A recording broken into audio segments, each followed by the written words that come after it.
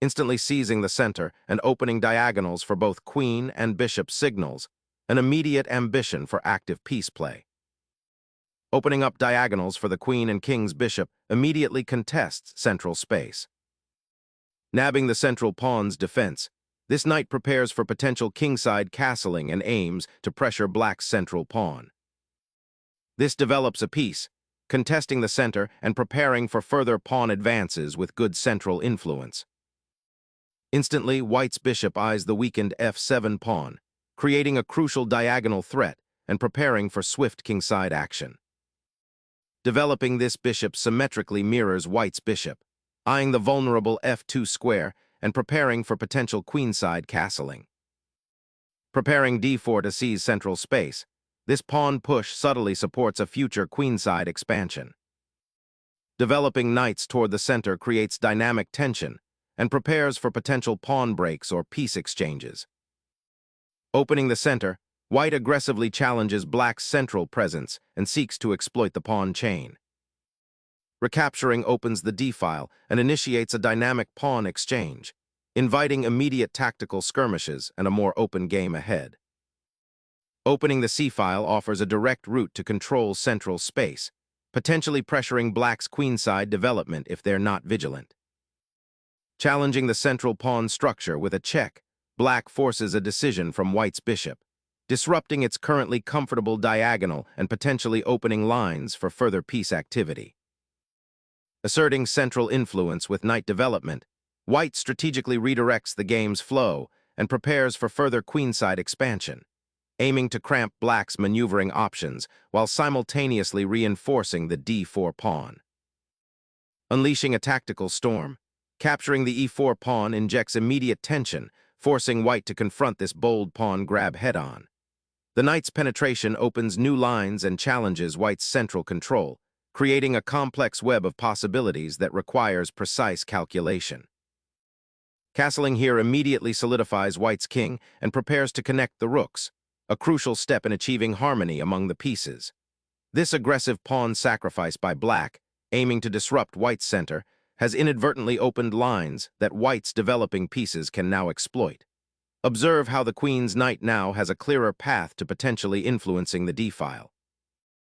Snapping off that knight, while seemingly capturing material, creates a significant pawn structure imbalance for black and exposes their kingside to increased pressure as white's pieces now have more open diagonals and files to exploit towards the enemy monarch. Opening a central file for the rook while simultaneously reinforcing the d4 pawn and regaining central influence presents a dynamic positional challenge for black.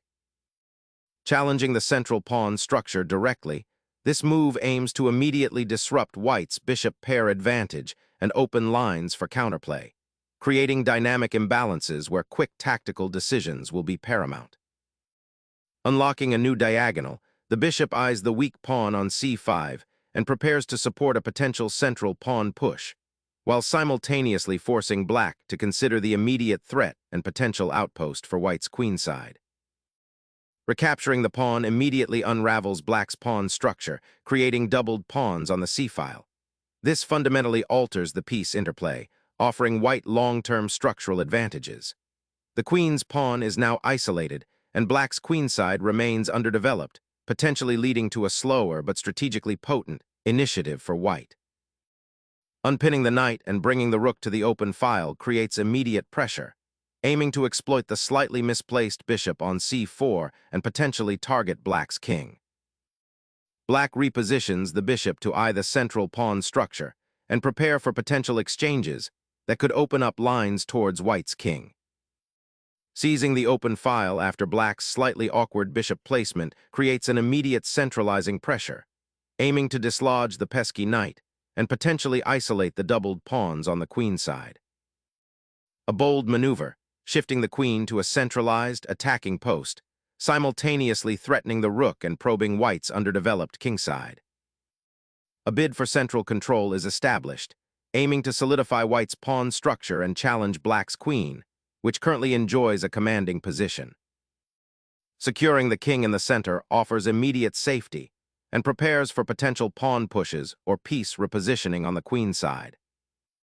An attempt to ignite tactical fireworks by forcing a piece exchange and hoping to disrupt black's pawn structure with a subsequent discovered attack on the queen is underway. Re-establishing a pawn chain and preparing for a central pawn break, this move simultaneously defends the e-pawn and opens a line for the rook. Seizing the open c-file, white aims to exploit black's compromised pawn structure and the exposed king position.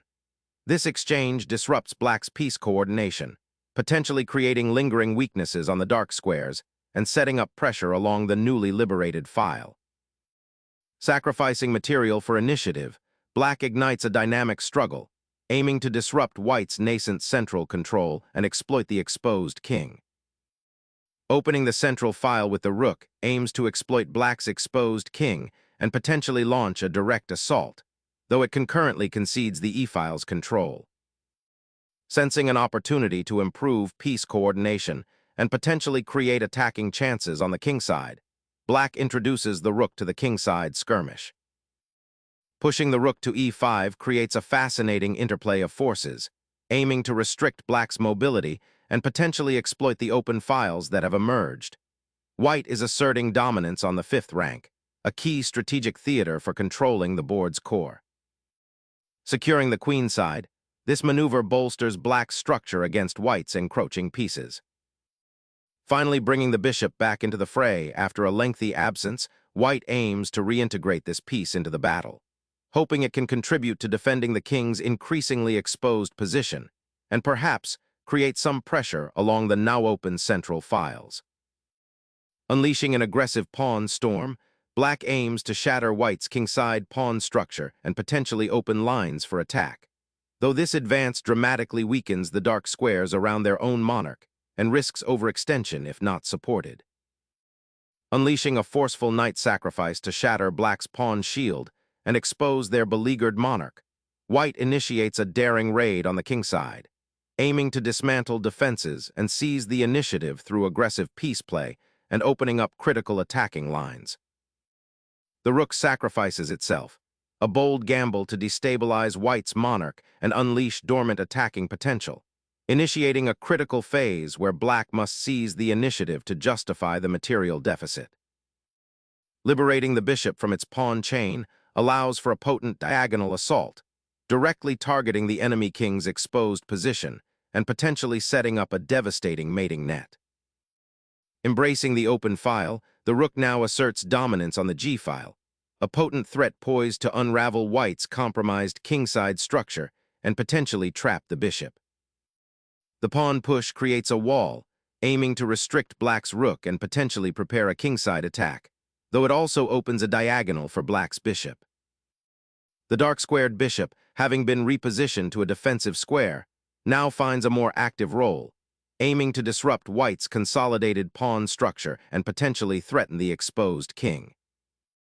Fortifying the king's initial shelter and preparing a potential pawn storm advance, this maneuver seeks to establish a more secure pawn chain. Shifting the king to the corner allows it a degree of safety from the immediate pawn storm developing on the kingside, while also clearing a path for the rook should it become necessary to maneuver along the 7th rank. Seeking to solidify the king's safety on the kingside, white initiates a prophylactic maneuver, aiming to prevent any potential pawn storm initiated by black's g-pawn. This subtle pawn advance creates breathing room, potentially discouraging direct threats and allowing other pieces to regroup. The queen's relocation to b5, aiming for the queenside, subtly prepares a potential invasion while simultaneously bolstering the beleaguered pawn structure. This maneuver seeks to activate the piece from its current somewhat passive posting, creating counterplay and forcing white to acknowledge threats beyond the immediate skirmishes. It's a bid to seize initiative and introduce new strategic considerations into the evolving pawn landscape. Securing the king on a more sheltered diagonal, white subtly aims to consolidate their material advantage by creating a safer haven for the monarch, potentially opening avenues for later pawn pushes or piece regrouping. Securing the g-file, a crucial artery for kingside assault, and preparing to advance the pawn structure, this maneuver simultaneously offers a strategic retreat for the rook, hinting at a more active role on the other side of the board if needed. unlocking the c-file and preparing to assault black's king. This pawn advance, pushing from f7 to f6, represents a desperate attempt to disrupt white's formidable attacking structure and create a sliver of counterplay. Black's king, still exposed on the queen side, finds a marginal improvement in its safety as this pawn now offers a protective screen, albeit a somewhat flimsy one. However, the strategic cost of this pawn push is significant. It weakens the e6 square, which could become a future target, and further ties down black's pieces to defensive duties rather than offensive operations. The position remains incredibly sharp, with white poised to exploit any remaining weaknesses. Pushing the light-squared bishop to the edge aims to pry open the queenside pawn structure and exploit potential weaknesses around black's king, even if it means sacrificing some immediate activity for long-term pressure. Unleashing the bishop to c6 is a calculated attempt to untangle black's pieces and establish a more solid pawn structure in the center, while simultaneously defending against potential threats down the g-file.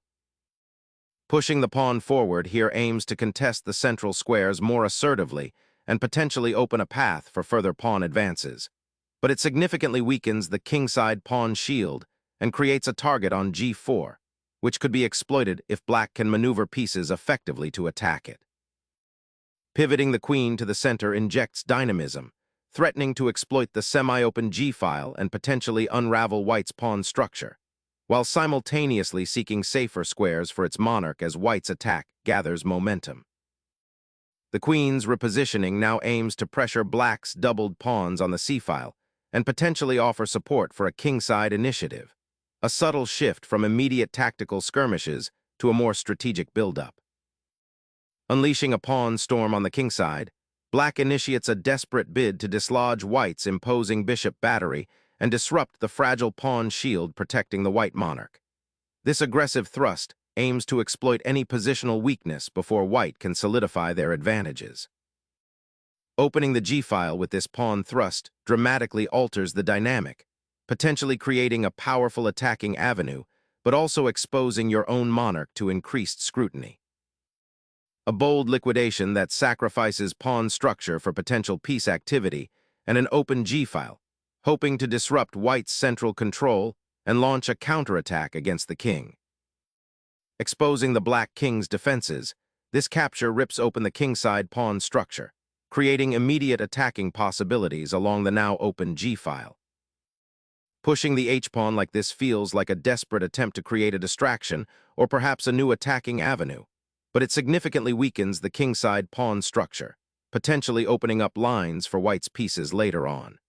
Consider how this pawn advance interacts with the pawn on g5 and the lack of defending pieces around your king. Shifting the rook to the open f-file now aims to create immediate threats against the uncastled black king, potentially forcing concessions or creating pathways for further piece infiltration. Recognizing the limited mobility of the kingside pawns, black seeks to activate their lone rook, aiming to challenge the open g-file and potentially disrupt white's attacking intentions. Clearing the path for the rook to potentially infiltrate the queenside, QD2** repositions the queen to support an advance, perhaps aiming to disrupt black's pawn structure or create attacking chances on the now weakened kingside where the black king is exposed. Opening up new avenues on the queenside, this maneuver boldly challenges white's centralized control and seeks to disrupt the established pawn structure, potentially creating dynamic play. Instilling a pawn to seize the crucial c5 square, this pawn advance proactively addresses black's advancing queenside pawns and aims to restrict their mobility while reinforcing white's central presence. Unpinning the rook opens a vital escape route and prepares to challenge the open file, a crucial step in this tense positional battle. Unleashing the f-pawn is an aggressive attempt to crack open the kingside and generate attacking chances, sacrificing material for initiative. Black acknowledges the looming threat on the f-file by preparing to shield the king, but this passive defense allows white to solidify their central control and further exploit the exposed king position. Re-establishing the rook on its primary outpost offers a renewed attempt to disrupt black's pawn structure and potentially exploit the open g-file. A brilliant tactical shot, exploiting the momentarily weakened diagonal and snagging a pawn. But consider the repercussions on white's exposed king and the unleashed power of your remaining pieces. Pushing the rook to the 5th rank menacingly exerts pressure along that open file, potentially cornering the black queen or forcing it into awkward defensive positions while simultaneously preparing to support any forward pawn advances, a crucial moment for king's safety. Sacrificing the queen here is an attempt to break free from the suffocating pressure on black's kingside and create some counterplay before white consolidates. The hope is that the ensuing simplification will lead to an endgame where the passed pawn on the file can become a decisive factor, though black must be exceptionally careful to avoid being overwhelmed by white's queenside advantage.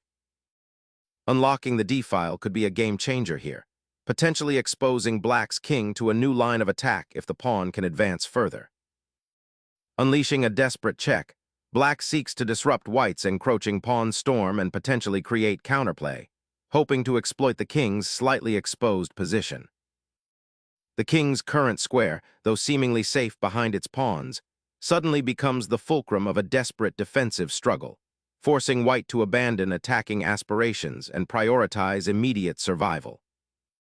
Unleashing a powerful queen sacrifice, the player aims to disrupt white's pawn structure and activate their rooks, seeking a dynamic advantage rather than clinging to material.